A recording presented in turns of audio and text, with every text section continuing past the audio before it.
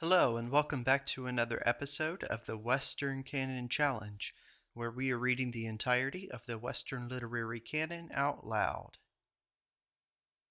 Today we continue and finish up journal collection number 47, and with that said, I will waste no more time and get into it.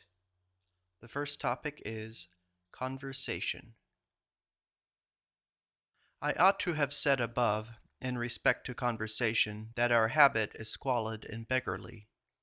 In a parlor, the unexpectedness of the effects.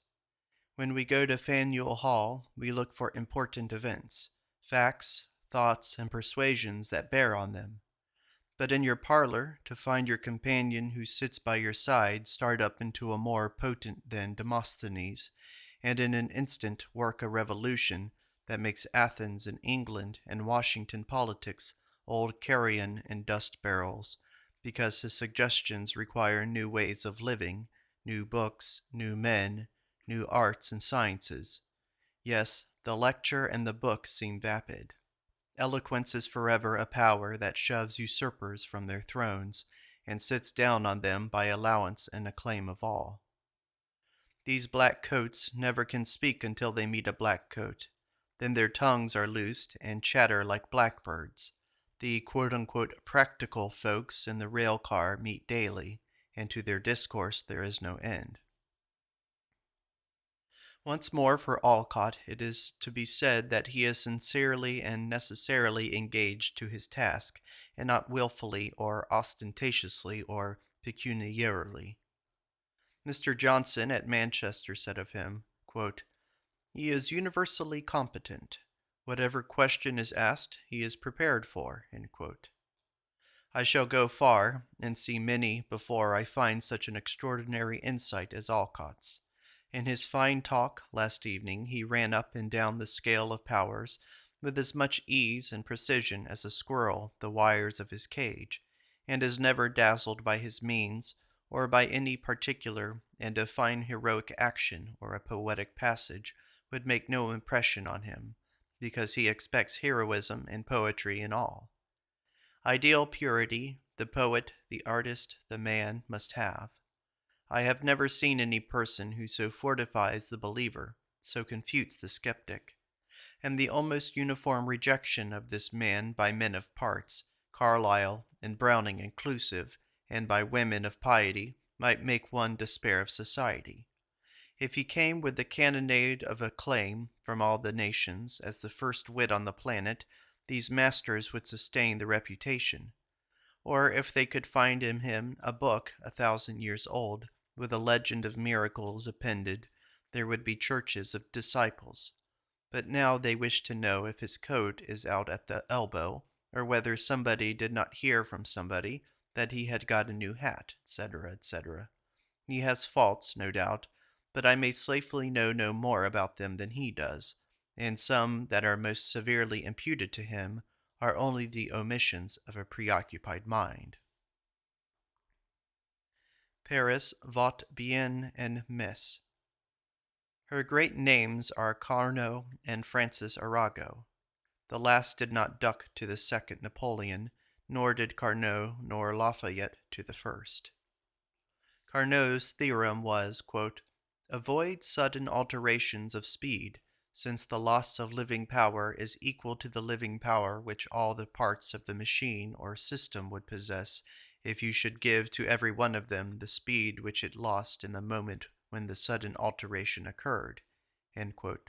See Atlantis, February 1856, page 118. After this follows a French quotation from Carnot, but no translation is given. Education. Don't let them eat their seed corn. Don't let them antedate, and be young men before they have finished their boyhood.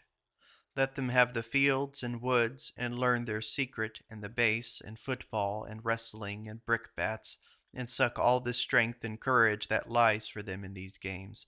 Let them ride bareback and catch their horse in his pasture.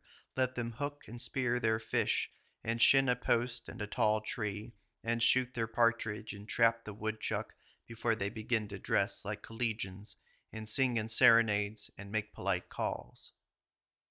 'Tis curious that there is not only an apotheosis of every power or faculty of mind and body, but also of every element, material, and tool we use, as of fire, water, air, earth, the hammer of Thor, the shoe of Mercury, the belt of Venus, the bracelet, balance, water pot.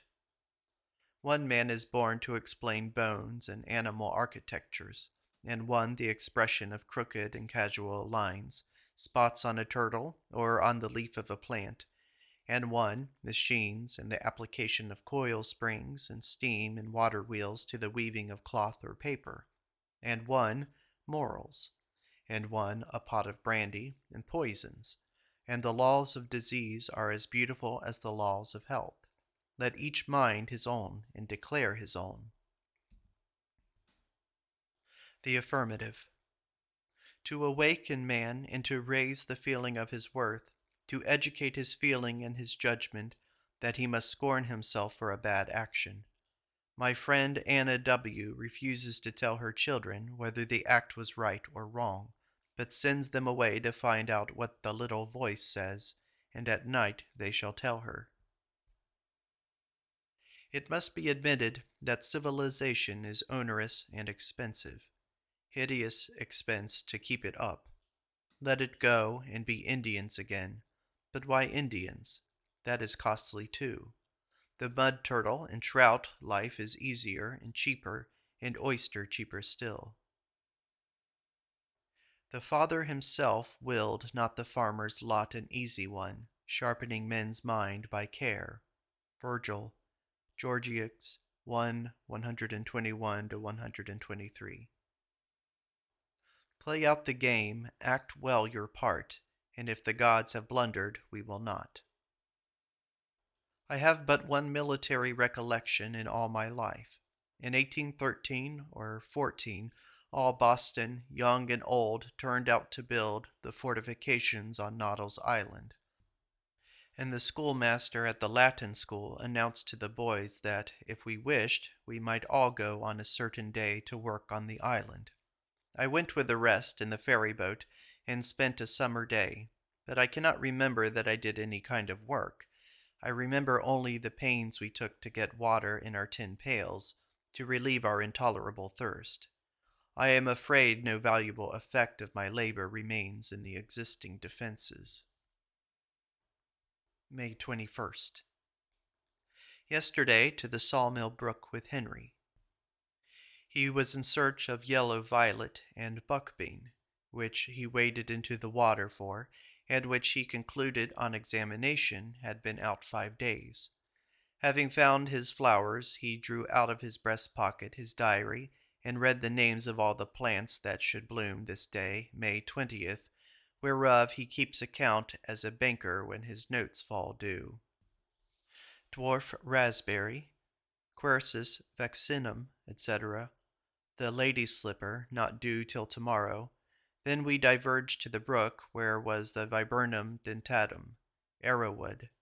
But his attention was drawn to the redstart, which flew about with its cheap civet, and presently 2 fine grosbeaks, rose-breasted, whose brilliant scarlet, bids the rasher gazer wipe his eye, and which he brought nearer with his spyglass, and whose fine, clear note he compares to that of a tanager who has got rid of his hoarseness.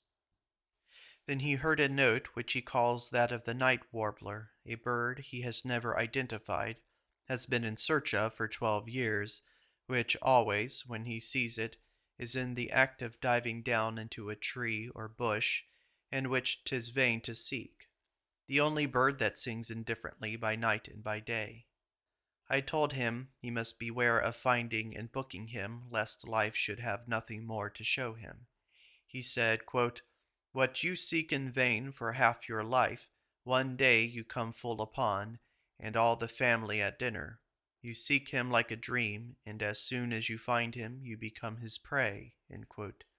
He thinks he could tell by the flowers what day of the month it is within 2 days. And now here is a list of various flowers which he gives the Latin names for, but the editors have kindly spared me to have to pronounce all of them by giving them in English and their more familiar names, which I will now pronounce. Golden saxifrage, mouse ear chickweed, stitchwort, rock cress, water speedwell or brook pimpernel, sweet scented goldenrod. Shade blossom is no longer a pyrus, which is now confined to chokeberry. Shade blossom is a Melanchier botryopium. Shade blossom because it comes when the shade come. Water is the first gardener. He always plants grasses and flowers about his dwelling. There came Henry with his music book under his arm to press flowers in, with telescope in his pocket to see the birds and microscope to count stamens, with a diary, jackknife, and twine, in stout shoes and strong gray trousers, ready to brave the shrub oaks and simlacs, and to climb the tree for a hawk's nest. His strong legs, when he wades, were no insignificant part of his armor. 2 alders we have, and one of them is here on the northern border of its habitat. Pantheism. In the woods this afternoon, it seemed plain to me that most men were pantheists at heart, say what they might of their theism. No other path is, indeed, open for them to the one, intellectually at least. Man delights in freedom, even to license, and claims infinite indulgence from the powers seen and unseen to whom he would give indulgence on those terms. In a word, he would conquer and surrender in his own way, living no less open to the power of soul than of state. Swayed by gods and demons, he is never, in his fresh morning love, quite himself. His audacity is immense. His impieties are his pieties. He wins and loses to win and lose. He reveres, dallies with, defies, and overcomes every god and demigod of the pantheon in quest of his freedom, and thus liberates humanity from the demons by these 12 labors. Editor's note. The brutal attack on Senator Sumner by Preston Brooks of South Carolina, which resulted in painful and disabling illness for years, had roused the indignation of Massachusetts. Mr. Emerson's speech is printed in Miscellanies. End note. May 27th. I am impressed at the indignation meeting last night, as ever on the like occasions, with the sweet nitrous oxide gas which the speaker seems to breathe. Once they taste it, they cling like mad to the bladder and will not let it go. And it is so plain to me that eloquence, like swimming, is an art which all men might learn, though so few do. Sumner's attack, only a leaf of the tree. It is not Sumner who must be avenged, but the tree must be cut down. But this stroke rouses the feeling of the people, and shows everybody where they are. All feel it. Those who affect not to feel it must perforce share the shame. Nor will hiding their heads and pretending other tasks in a preoccupied mind deceive themselves or us. We are all in this boat of the Senate, and cannot dodge the duties. This history teaches the fatal blunder of going into false position. Let us not compromise again or accept the aid of evil agents. Our position of the free states very like that of Covenanters against the Cavaliers. Massachusetts uniformly retreats from her resolutions. Suppose we raise soldiers in Massachusetts. Suppose we propose a Northern Union. June 2nd. The finest day, the high noon of the year, went with Thoreau in a wagon to Perez Blood's auction. Found the Myrica flowering. It had already begun to shed its pollen one day, the lowest flowers being effete.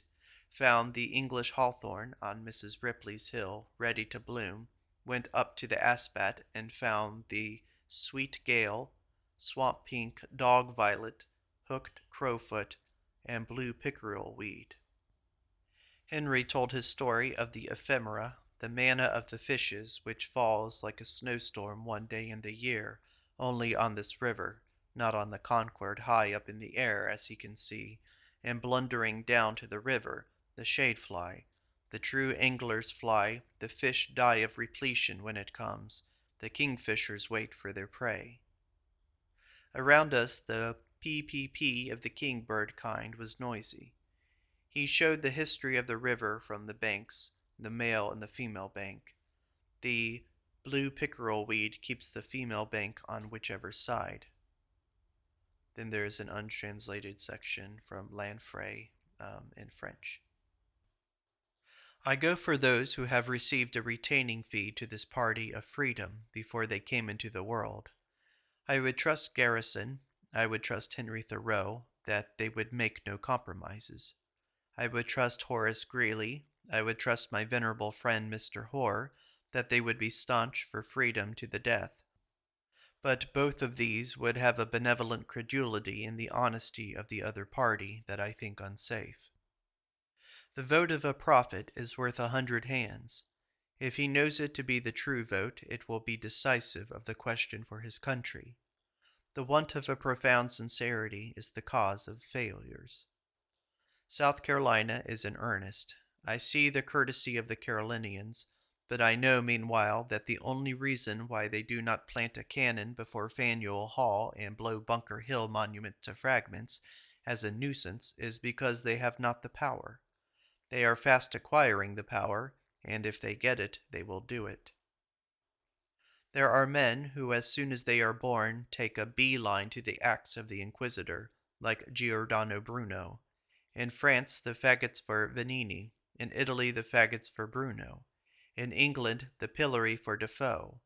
In New England, the whipping post for the Quakers. Algernon Sidney, a tragic character, and Sumner is no humor. Wonderful the way in which we are saved by this unfailing supply of the moral element. Editor's note. In 1855, the Immigrant Aid Society was formed in New England to advise and help where needful would-be settlers in the prairie country. In the following year, George L. Stearns, an able, patriotic, and generous Boston merchant, a resident of Medford, organized the Massachusetts State Kansas Committee to ensure that territory from the adoption of a constitution permitting slavery by helping good men of quote-unquote free state principles to go thither with their families as bona fide settlers. Funds were furnished to aid them to establish themselves, and when they were attacked by pro-slavery settlers and also by parties from Missouri who crossed the river to ensure pro-slavery elections, Sharp's rifles were also sent in quantities for defense. End note. June 14th. At our Kansas Relief meeting in Concord on June 12th, $962 were subscribed on the spot. Yesterday, the subscription had amounted to $1,130, and it will probably reach $1,200 or 1% on the valuation of the town. $1,360, I believe, was the final amount. Kant.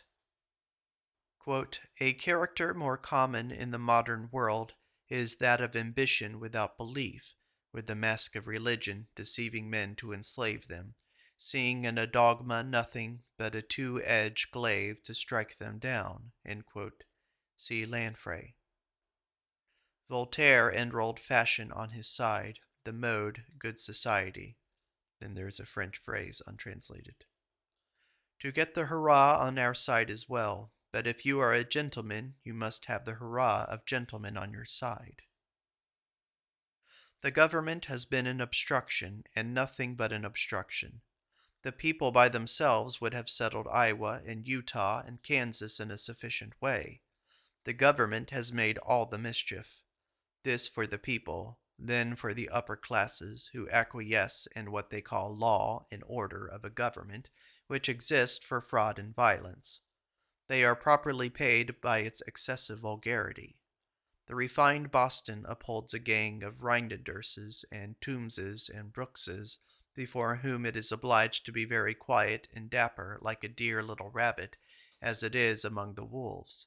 The Choates and Winthrops, and at long interval the H's, we see through them very clearly and their abject attitude. Experience has shown that the aggregate of the spendings of the poor is more than equivalent to the large spending of the rich to enrich a London or Paris. It is shoes and cotton cloth, it is an apple paring machine at a dime, newspaper at 2 cents, or a lamp or a knife scourer that draws the shillings from millions, which none is too poor to buy, whilst the fine house, or the good horse, or the brave equipage has only a few hundreds, or a few scores of customers. I was to say at the end of my narrative of Wordsworth that I find nothing in the disparaging speeches of the Londoners about him that would not easily be said of a faithful scholar who rated things after his own scale and not by the conventional. He almost alone in his generation has treated the mind well. Then there are several French quotations here from Lanfray and one about Diderot and Voltaire, and then again by Lanfray, and all of those are untranslated, so I'll skip over them. Quote, "It is the quality of words that they imply a speaker," end quote, Miss Bacon. Professor Poicolus had one advantage over the rest of the university, that when the class gaped or began to diminish, he would with great celerity throw his heels into the air and stand upon his head and continue his lecture in that posture, a turn which seemed to invigorate his audience, who would listen with marked cheerfulness as long as he would speak to them in that attitude. When I said of Ellery's new verses that, quote, "they were as good as the old ones," "Yes," said Ward, "but those were excellent promise, and now he does no more." He has a more poetic temperament than any other in America, but the artistic executive power of completing a design he has not. His poetry is like the artless warbling of a vireo, which whistles prettily all day and all summer in the elm, but never rounds a tune, nor can increase the value of melody by the power of composition and cuneiform determination. He must have construction also. July 23rd. Returned from Pigeon Cove, where we have made acquaintance with the sea for 7 days. 'Tis a noble friendly power, and seemed to say to me, "Why so late and slow to come to me? Am I not always thy proper summer home? Is not my voice thy needful music, my breath thy healthful climate in the heats, my touch thy cure? Was ever building like my terraces? Was ever couch so magnificent as mine? Lie down on my warm ledges, and learn that a very little hut is all you need. I have made thy architecture superfluous, and it is paltry beside mine. Here are 20 Romes and Ninevehs and Karnaks and ruins together, obelisk and pyramid and giant's causeway. Here they all are prostrate or half piled. And behold the sea, the opaline, plentiful and strong, yet beautiful as the rose or the rainbow, full of food, nourisher of men, purger of the world, creating a sweet climate, and in its unchangeable ebb and flow, and in its beauty at a few furlongs, giving a hint of that which changes not and is perfect. Quote, "Until man is able to compress the ether like leather, there will be no end of misery except through the knowledge of God." Upanishad. Quote, "From whom the sun rises and in whom it sets again, him all the gods entered. From him none is separated. This is that." Quote, "What is here, the same is there, and what is there, the same is here. He proceeds from death to death, who beholds here difference." Quote, "He, Brahma or the soul, does not move, is swifter than the mind. Not the gods, the senses did obtain him. He was gone before. Standing, he outstrips all the other gods, how fast soever they run." Quote, "He moves, he does not move. He is far and also near." End quote. Song of the Soul, Brahma. If the red slayer thinks he slays, or if the slain thinks he is slain, they know not well the subtle ways I keep and pass and turn again. Far or forgot to me is near. Shadow and sunlight are the same. The vanished gods not less appear, and one to me are shame and fame. They reckon ill who leave me out. When me they fly, I am the wings. I am the doubter and the doubt, and I the hymn the Brahmin sings. The stronger gods pine for my abode, and pine in vain the sacred seven. But thou, meek lover of the good, find me and turn thy back on heaven. Quote, know that which does not see by the eye, and by which they see the eyes as Brahma, and not what is worshipped as this. Quote, know that which does not think by the mind, and by which they say the mind is thought, as Brahma, and not what is worshipped as this. Quote, the soul declared by an inferior man is not easy to be known, but when it is declared by a teacher who beholds no difference, there is no doubt concerning it. The soul being more subtle than what is subtle is not to be obtained by arguing. End quote. A grander legend than Western literature contains is the story of Nachiketas. Quote, the complete incarnation of spirit, which is the definition of beauty, demands that there shall be no point from which it is absent and none in which it abides. End quote. J. Eliot Cabot. Of extempore speaking. When 19 years of age, Cotton Mather received advice from his uncle Nathaniel. Quote, by any means get to preach without any use or help by your notes. When I was in New England, no man that I remember used them except one, and he because of a special infirmity, the vertigo, as I take it, or some species of that. Neither of your grandfathers used any, nor did your uncle Samuel here in Dublin, nor do I, though we both of us write generally the materials of our sermons. End quote. Collections of Mass Historical Society, Volume 8, 4th Series. The swimmer standing on the land dreads the plunge, yet having plunged, enjoys the water. The living fear death, yet dying enjoy the new life. How the landscape mocks the weakness of man. It is vast, beautiful, complete, and alive, and we can only dibble and step out and dot it a little.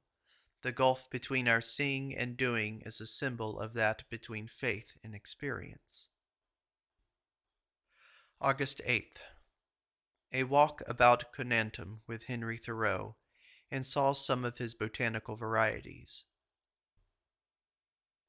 The Vitis sinuata of Persh, and a vitis only rarely yielding a sinuated leaf and a small ivy-leafed grape with small edible fruit, saw the only slippery elm in Concord, and under it the only Periotara, which is appellatory.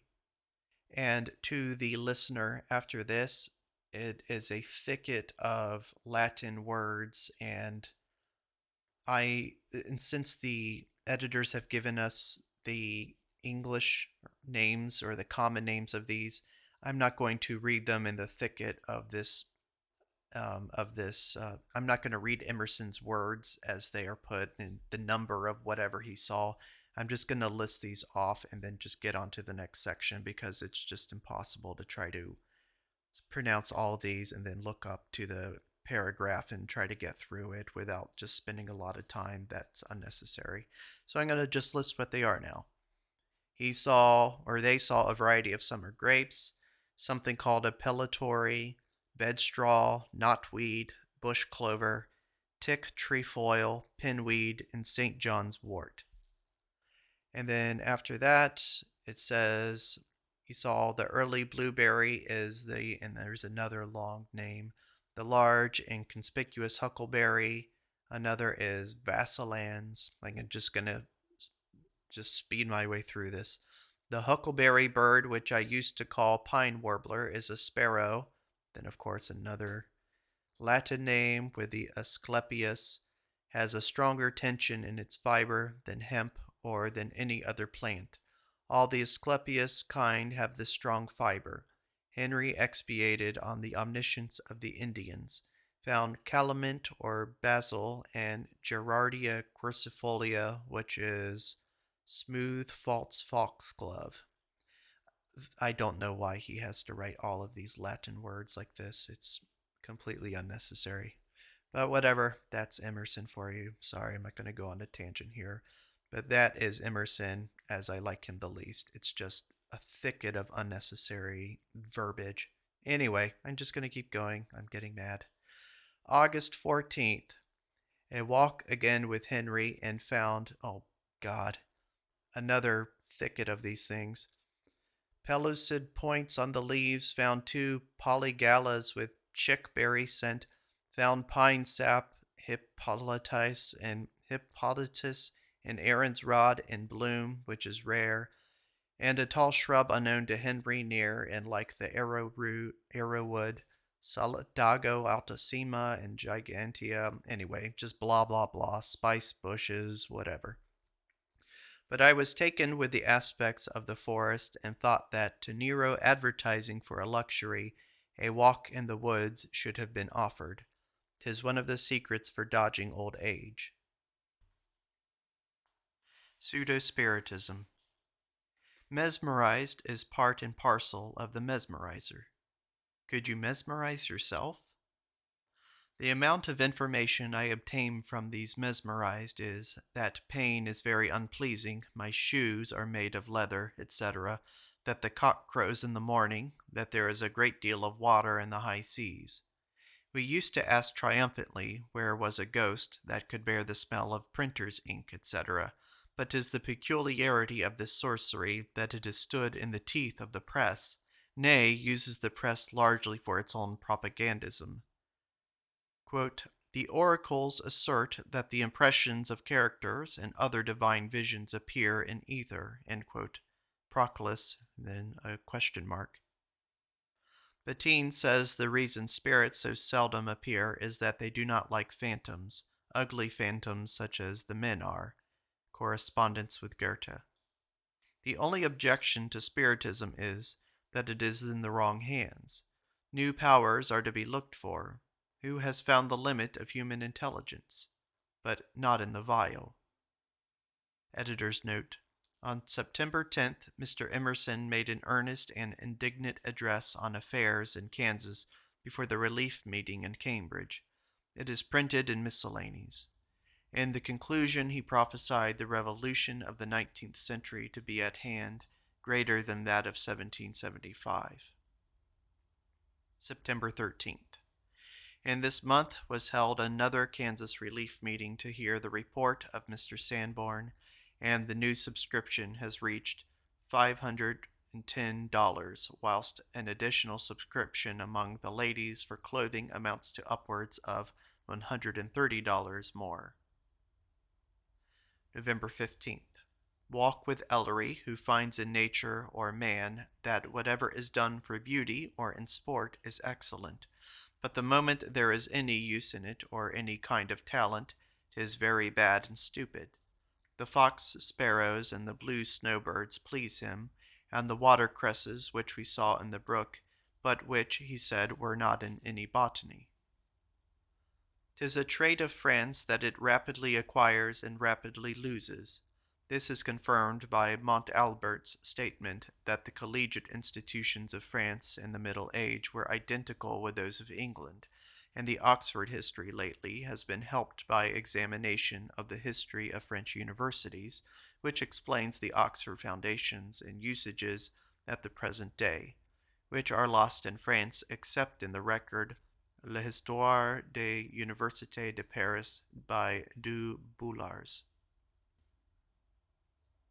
I speak badly whilst I speak for feats. Feats are no measure of the heaven of intellect. It is profoundly solitary, it is unprofitable, it is to be despised and forgotten of men. If I recall the happiest hours of existence, those which really make man an inmate of a better world, it is a lonely and undescribed joy. But it is the door to joys that ear hath not heard nor eye seen. Knowing is the measure, For I suppose it will be conceded that the nobility of a company or of a period is always to be estimated by the depth of the ideas from which they live, and to which, of course, they appeal. Knowledge is the only elegance. The Scholar. Apology for the subject, that it is the health of all. Every man is a scholar potentially, and does not need any one good so much as this of right thought. Editor's note. In the autumn, 8 years after his return from England, Mr. Emerson at last brought his English experiences and the thoughts that these had given him into book form. They had been sifted and tested and mellowed by use as lectures. In the first winter days, Carlyle wrote, quote, I got your book by post in the Highlands, and had such a day over it as falls rarely to my lot. Book by a real man with eyes in his head, nobleness, wisdom, humor, and many other things in the heart. Franklin might have written such a thing in his own way. No other sense. Carlyle Emerson Correspondence, Volume 2, page 262. The following paragraphs are evidently Mr. Emerson's report of a conversation with Albert H. Tracy, a member of Congress from Buffalo. He is the quote-unquote Albert whose conversation with quote-unquote Lewis Cass on their fruitless search for light is given without their names in Immortality, Letters and Social Aims, pages 331 and 332. End note. Half-headed men, by vicious organization, see only the object directly before them, and that in the vast proportions, so as to engage their whole heat and faculty in the encounter with it. It awakens in them eloquence, industry, and passion. Whilst people around them, in their accosting of the same object, are liable to returns of rigidity and indifference, from being forced to see both sides, many sides, and therefore cannot get up any furious zeal, as if there were only a point to be carried. Of course, such monomaniacs like Quincy Adams or Calhoun in politics seem to be deities to those near them, interested in the same things, because they have great endowments, all bent on one focus. The other point which interested Tracy was the ridiculous fame of the rhetoricians. In a Senate or other business committee, all depends on a few men with working talent. They do everything, and value men only as they can forward the work. But some new man comes there who has no capacity for helping them at all, can't do the first thing, is insignificant and nobody, but has a talent for speaking. This fellow gets up and makes a speech which is printed and reads all over the Union, and at once becomes famous and takes the lead in public mind over all these executive men, who, of course, are full of indignation to find one who has no tact or skill, and knows he has none, put over them by means of this talking power which they despise. John Randolph said there was one quality which was very rare, common sense. He had been, boy and man, 24 years in this body, House of Representatives, and he had known one man who had it. He wouldn't say, had known but one, but he had seen one man who had it in a remarkable degree. His name was Roger Sherman. That man had made this remark, quote, when you are in the majority, vote. When you are in the minority, talk. Well, Mr. President, I am in the minority in this body, and I talk. Tracy said, quote, Massachusetts was full of rhetoricians. I forgot to tell him that every 12th man in Massachusetts was a shoemaker, and that Erastus Bigelow, Uriah Boyden, Nathaniel Bowditch, and Mason of Taunton were not rhetoricians, and the railroad projectors all over the United States, and the merchants who plan so many voyages of vessels which distribute their cargoes at New York, and make so much of the importance of that city, did not so much create speeches as business. December 1st. One would say that such a dinner party as L desires could only be arranged on the resurrection day. Zeus of Crete, Pericles of Athens, Rabelais of Paris, Shakespeare of Stratford, Lord Bacon, Dr. Franklin, Montaigne, Columbus, Mr. Alcott, and Tom Appleton, etc., etc. December 3rd. I have been reading some of French's translations of Calderon, and I miss the expected power. He had not genius, his fancy is sprightly, but his construction is mechanical. The mark of genius is, that it is not only thoughts, but the copula that join them is also a thought. It does not take some well-known fable, and use it, if a little more prettily, yet to the same predictable ends as others, but its fable and its use and end are unpredictable and its own. 'Tis the difference between the carpenter, who makes a box, and the mother who bears a child. The box was all in the carpenter, but the child was not all in the parents.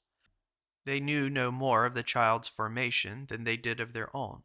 They were merely channels through which the child's nature flowed from quite another and eternal power, and the child is like much of a wonder to them as to any. And, like the child Jesus, shall, as he matures, convert and guide them as if he were the parent. Napoleon. Beethoven's Symphonia Eroica was written in the fall of 1803. It was originally dedicated to Bonaparte at the time when he was first consul for life. But when the news arrived that Bonaparte intended to make himself emperor, Beethoven tore in pieces the title page with his inscription, threw the fragments on the floor with savage imprecations against the despot, and refused for weeks to show the piece to any of his friends. When he spoke of Napoleon, he seemed to forget all the ordinary categories under which he judged the actions of ordinary mortals. The standard of rating historical character seemed insufficient to measure the grandeur of this giant among all the great men of this epoch. He had an exceptional language for him. Never before had any single man used so powerful levers of the accomplishment of his destiny, and never was there a greater purpose to be carried out than the one believed to be that of Bonaparte. He was regarded as the embodiment of democracy, etc., etc. See article by Charles S. Bernays, Journal of Speculative Philosophy, Volume 2, Number 4. This is the end of Emerson's journal collection number 47, dating from the year 1854, when the author was 53 years old. Thank you for listening.